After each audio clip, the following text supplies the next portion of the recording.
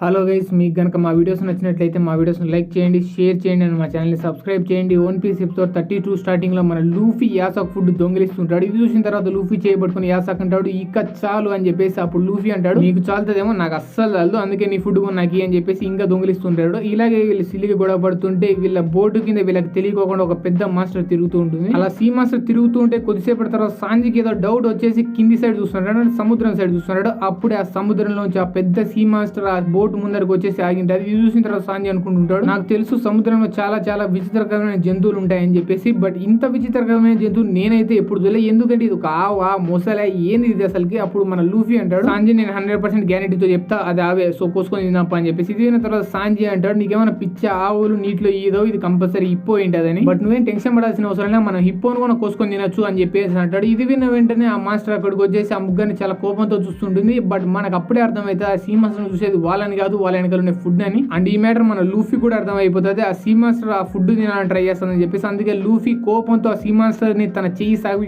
ఒకే ఒక పంచ్ ఇస్తాడు. దాని వల్ల ఆ సీ మాస్టర్ నొప్పితో ఏడవడం స్టార్ట్ చేస్తాడు. ఇది చూసిన తర్వాత లూఫీ అంటాడు నీకు ఎంత ధైర్యం ఉంటే నా ఫుడ్ నే తినాలని ట్రై చేస్తావు, ఉండు నీకు ఇంకో పంచ్ ఇస్తా అని చెప్పేసి కొట్టబోతున్నాడు. బట్ అప్పుడే మన సాంజి అక్కడికి వచ్చేసి లూఫీని కాలుతో దన్నేసి అంటాడు రే అది పాపం ఆకలితో ఉంది, దాన్ని కొడితే నీకేమొస్తుంది అని చెప్పేసి. వెంటనే అక్కడ ఉండే మీట్ తీసుకొచ్చి దాని ముందర పెట్టేసి అంటాడు నీకేం ఆకలి అవుతా అంటే నో ప్రాబ్లం, ఈ మీట్ నువ్వు తినొచ్చు నో ప్రాబ్లం అని చెప్పేసి అంటాడు. ఇది విన్న వెంటనే అది తినడానికి నోరు తెరుస్తుంది. బట్ ఇక్కడ ట్విస్ట్ ఏంటంటే ఆ నోరు తెరిచిన మాస్టర్ ఆ మీట్ ప్లేట్ తో పాటు సాంజిని ముందు తినడానికి ట్రై చేస్తాడు. ఇది చూసిన తర్వాత సాంజి కోపం వచ్చేసి కాలుతో దాన్ని మళ్ళీ తింటాడు. ఇది చూసిన తర్వాత యాసోక్ అంటాడు ఇప్పటిదాకా నువ్వు ఆకలితోనే జంతువుకు అన్నం పెట్టాలా, ప్రేమతో చూసుకోవాలి, ఇవన్నీ సొల్లు డైలాగ్ చెప్పి ఇప్పుడు దాన్ని కుక్కను కుట్టేట్టు కొడతావు, అసలు నువ్వు మనిషివేనా అంటాడు. ఇది విన్న తర్వాత సాంజి అంటాడు నేను కూడా దాని ఆకలి తీర్చామనే పోయినా, బట్ దాని ఆకలి ఆ ప్లేట్ తో కాకుండా నాతో తీర్చుకోవాలనుకుని అందుకే నా కోపం వచ్చేసి కొట్టే అని చెప్పేసి అంటాడు. మళ్ళా తర్వాత ఆ మాస్టర్ మళ్ళీ అటాక్ చేయడానికి వస్తారు సాంజిని. బట్ ఈసారి సాంజి మళ్ళీ ఇంకొక ఏడేస్తాడు, ఆ సారి కింద పడిపోతుంది. అండ్ వన్స్ దాన్ని కింద పడేసిన తర్వాత సాంజి అండ్ లూఫీ మళ్ళీ వచ్చేసి ఫుడ్ తినడం స్టార్ట్ చేస్తారు. ఇది చూసిన తర్వాత యాసోక్ అనుకుంటాడు నిజం చెప్పాలంటే అది కాదురా మాస్టర్ మీ ధర అని చెప్పేసి మనసులో అనుకుంటుంటాడు. అప్పుడే ఇక్కడ సీ షిఫ్ట్ అయితే ఒక ఆరెంజ్ తోటలో, ఆ తోట పక్కన ఒక ఇల్లు ఉంటుంది. అదే ఇంట్లో చాలా సేపు నిద్రపోయిన తర్వాత ఉసాబ్ లేచి అక్కడ ఇక్కడ చూస్తూ అంటుంటాడు నేను ఎక్కడున్నా అని చెప్పేసి. అప్పుడే మనం చూస్తాం నొజ్జుకో అక్కడే పక్కన కూర్చొని ఉంటుంది. అండ్ ఉసాబ్ లేవగానే చూసిన తర్వాత అంటుంది నా పేరు నొజ్జుకో, నేనే నేను కాపాడినది, అండ్ నువ్వెవరు అని చెప్పేసి. ఇది విన్న తర్వాత ఉసాబ్ అంటాడు నా పేరు కెప్టెన్ ఉసాబ్. ఇది విన్న వెంటనే నొజ్జుకో తన కాఫీ ఇస్తూ అంటుంది ఓకే కెప్టెన్ ఉసాబ్ నీ గురించి మళ్ళీ మాట్లాడదాం, బట్ మనం ఫస్ట్ ఈ పిల్లోని మ్యాటర్ ఎందుకు అనుకుందాం అని చెప్పేసి ఆ పిల్లోని సైడ్ చూస్తూ అంటుంది అసలు నీ ప్రాబ్లం ఏంది, నువ్వు ఎవరు అని చెప్పేసి. ఇది విన్న వెంటనే ఆ పిల్లోడు ఏడుస్తూ అంటాడు నేను ఇదే విలేజ్ లో ఒక గ్రామస్తుని అంటాడు. ఇది విన్న వెంటనే నొజ్జుకో ఉంటుంది సరే ఓకే నో ప్రాబ్లం, బట్ నువ్వు ఫిష్ మ్యాన్ ఎందుకు చంపాలనుకున్నావు, నీకు తెలుసు కదా వాళ్ళు ఎంత క్రూరమైన టోల్లో, వాళ్ళని టచ్ చేయడానికి ట్రై చేసినా వాళ్ళు చాలా క్రూరంగా చంపేస్తారని తెలుసు కదా అని అంటుంది. ఇది విన్న వెంటనే ఆ పిల్లోడు ఏడుస్తూ అంటాడు అవును నిజమే, కానీ ఆ కార్లాంగ్ పైరేట్లందరూ కలిసి మా డాడీని చంపేశారు, సో నేను కోపంతో ఆర్లాంగ్ అని చంపేయడానికి వాళ్ళ దగ్గరికి వెళ్తుంటే మధ్యలో ఆ విచ్ అంటే మాతృరాలన్నమాట, ఆ విచ్ వచ్చేసి నన్ను కొట్టేసి దూరం పంపించేసింది, అందువల్ల నేను ఆర్లాంగ్ చంపలేకపోయినా అంటాడు. ఇది విన్న వెంటనే నొజ్జుకో ఉంటుంది ఓకే అవునా నిజమా, సరే అయితే నో ప్రాబ్లం, ఈసారి నేను ఆ విచ్ కు చెప్తా నేను అడ్డుకోవద్దు అని చెప్పేసి నువ్వు వెళ్ళి ఆర్లాంగ్ చంపేసి వచ్చేయబో అని అంటుంది. ఇది విన్న వెంటనే ఆ పిల్లోడు ఎక్కువ ఏడ్చడం స్టార్ట్ చేస్తాడు, ఎందుకంటే వాడు రియాలిటీలో అడిగిపోయి ఏం చేసేది ఉండదు కాబట్టి. ఇది చూసిన తర్వాత నొజ్జుకో ఉంటుంది రే పిల్లోడా చనిపోయిన మీ డాడీ గురించి వదిలే, ఇప్పుడు మీ ఇంట్లో ఎవరైనా బతికే ఉన్నారా అని చెప్పేసి. ఇది విన్న వెంటనే ఆ పిల్లోడు అంటాడు మా మమ్మీ ఇంకా బతికే ఉందని చెప్పేసి. అప్పుడు నొజ్జుకో ఉంటుంది నా మాట విని ఈ పగలు గిగలు పక్కన పెట్టేసి మీ మమ్మీని బాగా చూసుకో, ఎందుకంటే నువ్వు అక్కడికి వెళ్ళి నీకేమన్నా అయితే ఆల్రెడీ డిప్రెషన్ లో ఉన్న మీ మమ్మీ ఇంకా డిప్రెషన్ లో అయిపోతుంది, సో నా మాటని ఇక్కడ నుంచి వెళ్ళిపో మీ మమ్మీని జాగ్రత్తగా చూసుకో అంటుంది. ఇది విన్న వెంటనే ఆ పిల్లోడు కొంచెం ఆలోచించిన తర్వాత అక్కడ నుంచి వెళ్ళిపోతాడు వాళ్ళ మమ్మీ దగ్గరికి. అండ్ ఇదంతా చూసిన తర్వాత ఊసాప్ అనుకుంటుంటాడు ఫస్ట్ లో నువ్వు మాట్లాడే చూసి నువ్వు ఒక చెడ్డదాని అనుకున్నా, బట్ ఫైనల్లీ ఆ పిల్లోని ఒప్పించడం చూసి నాకు అర్థమైంది నువ్వు చాలా మంచి వ్యక్తి, సరే నీ మీద నాకు నమ్మకం వచ్చేసింది కాబట్టి నేను ఇక్కడికి ఎందుకు వచ్చానో మొత్తం నిజం నేను చెప్పేస్తా. మా పైరేట్ క్రూ మెంబర్ ని ఎత్తుకుంటూ నేను ఇక్కడికి వచ్చేసిన, ఆ అమ్మాయి పేరు నామి, ఆ అమ్మాయి మా పైరేట్ క్రూ నావిగేటర్. అండ్ ఆ నామి పేరు వింటే నొజ్జుకో అంటుంది ఏంటి నామి అని చెప్పేసి నామి గురించి మొత్తం నిజాలు చెప్పేస్తుంది ఊసాబ్ కి. అండ్ ఊసాబ్ ఆ నిజాలని విన్న వెంటనే షాక్ అంటాడు ఏంటి ఆ నామి ఆర్లాంగ్ పైరేట్ లో ఒక మెంబర్, అండ్ అలా ఆర్లాంగ్ పైరేట్ మెంబర్ కావడం కోసం తను ఇక్కడ ఉండే విలేజ్ ప్రజలందరినీ మోసం చేసిందే. అప్పుడు నొజ్జుకో ఉంటుంది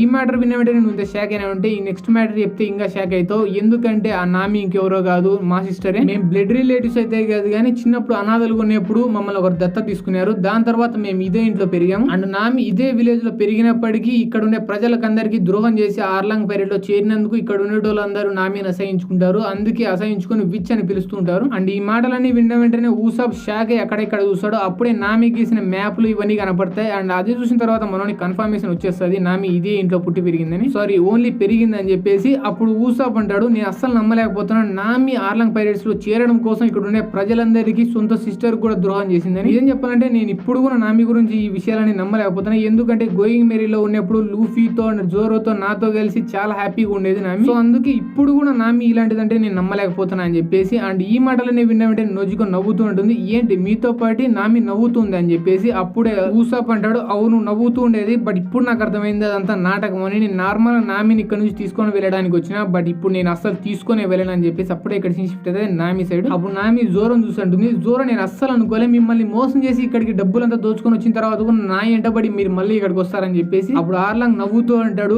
రే నువ్వు ఎవడో నాకు తెలియదు, బట్ నువ్వు ఇంత పిచ్చోను నేను అస్సలు అనుకోలే, ఎందుకంటే ఇది డబ్బు కోసం వాళ్ళ అమ్మ అక్కనే అమ్ముకుంది, నువ్వెంతరని చెప్పేసి. అండ్ ఈ మాటలన్నీ విన్నామంటే నామి చాలా కోపం వచ్చేసింది అది, బట్ తాను ఎలా కంట్రోల్ చేసుకుంటుంది. అండ్ ఈ కోపంతో ఫేస్ ను మన జోరో గమనిస్తాడు. గమనించిన తర్వాత అంటాడు, ఓకే ఓకే వీళ్ళ సొంత అమ్మనే అక్కనే అమ్ముకుంది, సో నేనెంతలే పిల్లని అని చెప్పేసి మనోడు నవ్వడం స్టార్ట్ చేస్తాడు. అప్పుడు ఇది చూసిన తర్వాత నామి అంటుంది, నువ్వు ఎందుకు నవ్వుతున్నావు, ఏం చేయడానికి ట్రై చేస్తున్నావు అని చెప్పేసి అంటుంది. ఇది విన వెంటనే మన జోరో తన కాలని ఎలాగోలా మూవ్ చేసుకుని అక్కడ నుంచి వెనకలు ఉండే సముద్రంలోకి దూకి పరుగుతాడు. అండ్ దూకేటప్పుడు కూడా మనోడు నామిని చూసి నవ్వుతూనే ఉంటాడు. అండ్ ఇదంతా చూసిన తర్వాత ఆ పైరెట్లు అనుకుంటుంటారు, అసలు వాడికి ఏమైనా పిచ్చి పడిందా, వానంతకు వాడే సముద్రంలో ఎందుకు దూకినాడని చెప్పేసి. ఇది చూసిన తర్వాత ఆర్లాంగ్ అంటాడు, నాకు తెలిసి వాడు నాకు భయపడి వానంతకు వాడే సూసైడ్ చేసుకున్నట్టున్నాడు, ఎందుకంటే నేను వాడిని చంపాల్సి వస్తే వాడిని ముక్కలుగా చేసి టార్చర్ చేసి చంపేస్తానని వానికి అర్థమైనట్లుంది. అండ్ ఎలాగో వాని చేతులు కాళ్ళు కట్టేసినాం కదా మనం, వాడు ఎట్లా ఈదలేడు, వాడు చచ్చిపోతాడులే అని అంటుంటాడు. ఇది విన వెంటనే మన నామి అనుకుంటుంది, ఈడేమైనా పిచ్చోడా నిజంగా వాడంతకు వాడు ఎందుకు సూసైడ్ చేసుకున్నాడని చెప్పేసి సముద్రంలో దూకేస్తుంది జోరో దగ్గరికి. అండ్ ఇదంతా చూసిన తర్వాత ఆర్లాంగ్ అర్థమైపోతుంది నామి ఆ సముద్రంలోకి ఎందుకు దూకిందని. ఎగ్జాక్ట్లీ జోరోని కాపాడడానికి, ఎగ్జాక్ట్లీ జోరోని కాపాడి బేడి తీసుకొచ్చేసి జోరోని చూసి అంటుంది, ఏంటి నువ్వు ఇక్కడికి వచ్చేసి అంటే ఆర్లాంగ్ పార్క్ వచ్చేసి అంత ఈజీగా చనిపోదాం అనుకుంటున్నావా, నేను అస్సలు నేను అంత ఈజీగా చావను, ఇక్కడికి వచ్చినటువంటి కంపల్సరీ నేను టార్చర్ చేసి చంపుతా అని చెప్పేసి జోరోని 4-5 ఏట్లు వేస్తుంది. అంటే ఎక్కడైతే మొయాకు తన స్వాడ్ తో అటాక్ చేసినాడో ఎగ్జాక్ట్లీ అక్కడే 4-5 పంచులు ఇస్తుంది. అండ్ పంచులు ఇచ్చిన తర్వాత జోరో కింద పడిపోతాడు. దాని తర్వాత అక్కడ నుంచి నామి వెళ్తూ అంటుంది, ఆర్లాంగ్ వాని నేనే టార్చర్ చేసి చంపేస్తా, సో వాని మీరు ముట్టుకోవద్దండి, ఒక జైల్లో బంధించండి అని చెప్పేసి అంటుంది. అక్కడ నుంచి వెళ్తూ ఉంటుంది. బట్ అప్పుడే అక్కడికి ఒకడు వచ్చేసి అంటాడు,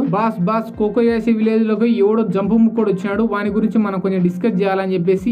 ఈ మాట విన వెంటనే నామికి అనుకుంటుంది, వాడు ఇంకెవడో కాదు కంపల్సరీ ఊసాప్ ఏంటాడని చెప్పేసి. అండ్ జోరో కూడా తన మనసులో అనుకుంటుంటాడు, వాడు నన్ను పట్టించి కూడా వాడు తప్పించుకోలేకపోయినాడు, ఎట్లా వాంతో ఇట్లయితే అని చెప్పేసి అనుకుంటుంటాడు. అప్పుడే ఆర్లాంగ్ అంటాడు, నువ్వేం టెన్షన్ పడాల్సిన అవసరం లేదు, ఎందుకంటే నాకు కూడా కోకోయాసి విలేజ్ లో కొంచెం పని ఉంది, అక్కడికి వెళ్ళిన తర్వాత ట్యాక్స్ కలెక్ట్ చేస్తూ ఆ జంపు ముక్కోని గురించి తెలుద్దామని చెప్పేసి కోకోయాసి విలేజ్ సైడ్ వెళ్తుంటాడు. అండ్ ఆర్లాంగ్ ఆ విలేజ్ లోకి రావడం చూసి ఆ విలేజెస్ వాళ్ళ ఇంట్లో డోర్లు వేసుకొని టెన్షన్ తో ఆర్లాంగ్ ని చూస్తూ ఉంటారు. అప్పుడే మనం చూస్తాం ఆర్లాంగ్ ఒక మనిషి దగ్గరికి వచ్చేసింటాడు, వాడు కొంచెం 50-40 ఆ ఏజ్ లో ఉన్నట్టుంటాడు, వాని పేరు గెన్ అన్నమాట. అండ్ గెన్ దగ్గరికి ఆర్లాంగ్ వచ్చేసింటాడు, ఏం పని నేను ఈ మధ్య నువ్వు బాగానే గన్స్ కలెక్ట్ చేస్తాను అంటావు కదా అని చెప్పేసి. ఇది విన్న వెంటనే గెన్ అంటాడు, అవును నేను కలెక్ట్ చేస్తాను, దాన్ని యూజ్ చేసి ఎవరిని కాల్చట్లే కదా, జస్ట్ ఊరిని నా దగ్గర పెట్టుకుంటున్నా కదా అంటాడు. ఇది విన్న వెంటనే ఆర్లాంగ్ అంటాడు, అవునా అంతేనా, అయితే నీకు శిక్ష పడాల్సిందే, సో శిక్ష అనుభవించడానికి రెడీ ఉండా అని చెప్పేసి నవ్వుతూ ఉంటాడు. అప్పుడే మనం చూస్తాం ఈ మ్యాటర్ అంతా ఊసాప్ అండ్ నెజుకో ఇద్దరు ఎక్కడో ఉంది చూస్తుంటారు. అప్పుడు ఊసాప్ అంటాడు, ఏంటి వాడే ఆర్లాంగ్ అని చెప్పేసి. అప్పుడు నెజుకో ఉంటుంది, అవును వాడే ఆర్లాంగ్, వాడు జఫ్ఫాగాడు వచ్చిన వెంటనే మా విలేజ్ మొత్తం సర్వనాశనం అయిపోయింది,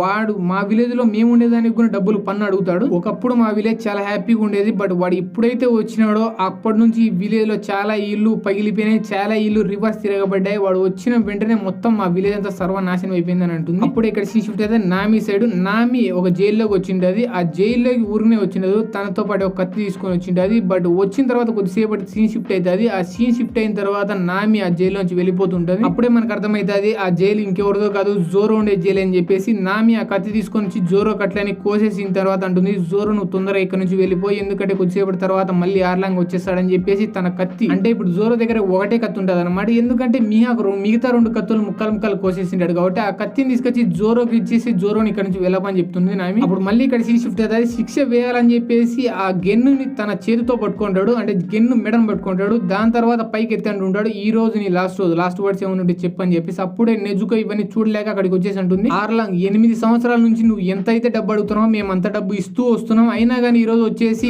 గెన్ను నువ్వు ఈ రోజు చంపడానికి ట్రై చేస్తున్నావు ఎందుకు అని చెప్పేసి అడుగుతుంది. అప్పుడే అక్కడ ఉన్న విలేజెస్ అందరికి వాళ్ళ డోర్ తీసుకొని బయటకు వచ్చేస్తారు. వచ్చిన తర్వాత అందరూ చుట్టుముడతారు ఆర్లాంగ్ ని. దాని తర్వాత అంటుంటారు, ఆర్లాంగ్ నువ్వు ఇష్టం వచ్చినట్టు చేసుకోవచ్చు అనుకుంటున్నావా, మేము ఇక్కడ లేమనుకుంటున్నాం అని చెప్పేసి. అప్పుడు ఆర్లాంగ్ ఆ గెన్నుని ఇంకా పైకి ఎత్తేసి అంటాడు, అవును నా ఇష్టం వచ్చినట్టు చేయొచ్చు అనుకుంటున్నా, ఏం మీరేమో ఆపుతారా, మీకంత తడి ఉందే, ఈ రోజు ఈ గెన్ను చచ్చిపోతాడు, మీరందరూ నాతో ఫైట్ చేయడానికి వచ్చి మీ అందరు చచ్చిపోతారు, దాని తర్వాత మీ కోకో కోకోయస్ విలేజ్ ని మొత్తం డిస్ట్రాయ్ చేస్తాను నా సొంత చేతులతో అంటాడు. అప్పుడు గెను టెన్షన్ పడి అంటాడు, మీరందరూ అసలు బయటికి ఎందుకు వచ్చినారు, మీరు ప్రశాంతంగా లోపలికి వెళ్ళి కూర్చోండి, ఈ రోజు నేను ఈ ముసలోడిని చనిపోయినా పెద్ద ఎవరికి ప్రాబ్లం లేదంటాడు. ఇది విన వెంటనే అక్కడ ఉన్న వాళ్ళందరూ కోపంతో అంటుంటారు, లేదు గెన్ ఈ రోజు నీ మాట అస్సలు వినం, మేము కూడా ఫైట్ చేస్తాం నీతో పడే అంటాడు. అప్పుడే ఆర్లా ఆ గెనుని ఇంకా పైకి ఎత్తేస్తా అంటాడు. ఓకే ఈ రోజు ఇక్కడ ఉన్న వాళ్ళందరికీ పౌరుషం పొడుచుకొచ్చింది అన్నమాట. సో దాని రిజల్ట్ ఏదో చూపిస్తా అని చెప్పేసి ఆ గెనును పైకి ఎత్తి ఇసిరి కింద పడేస్తాడు. దాని తర్వాత ఆర్లాంగ్ నవ్వుతూ అంటాడు, మీరు ఎంతమంది వస్తారో అంతమంది రాండి, నాకు అస్సలు టెన్షనే లేదు, ఇంకా నాకు చాలా హ్యాపీగా ఉంది, ఎందుకంటే ఈ ప్రపంచంలో ఏ జీవి నాతో పోటీ పడి గెలిచలేదని చెప్పేసి అంటుంటాడు. అప్పుడు గెను కింద పడిన తర్వాత అంటుంటాడు, మీరు తొందరపడద్దండి, ఎందుకంటే మనం 8 సంవత్సరాలు వెయిట్ చేసినాం, ఇంకా కొంచెం సమయం వెయిట్ చేసి ఆర్లాంగ్ పతనం మొదలవుతుంది అని చెప్పేసి. అండ్ ఈ మాట విన్న వెంటనే ఆర్లాంగ్ కోపం వచ్చేసి మళ్ళీ ఆ గెనుని పైకి ఎత్తాడు. అండ్ దాని తర్వాత అంటాడు, ఆహా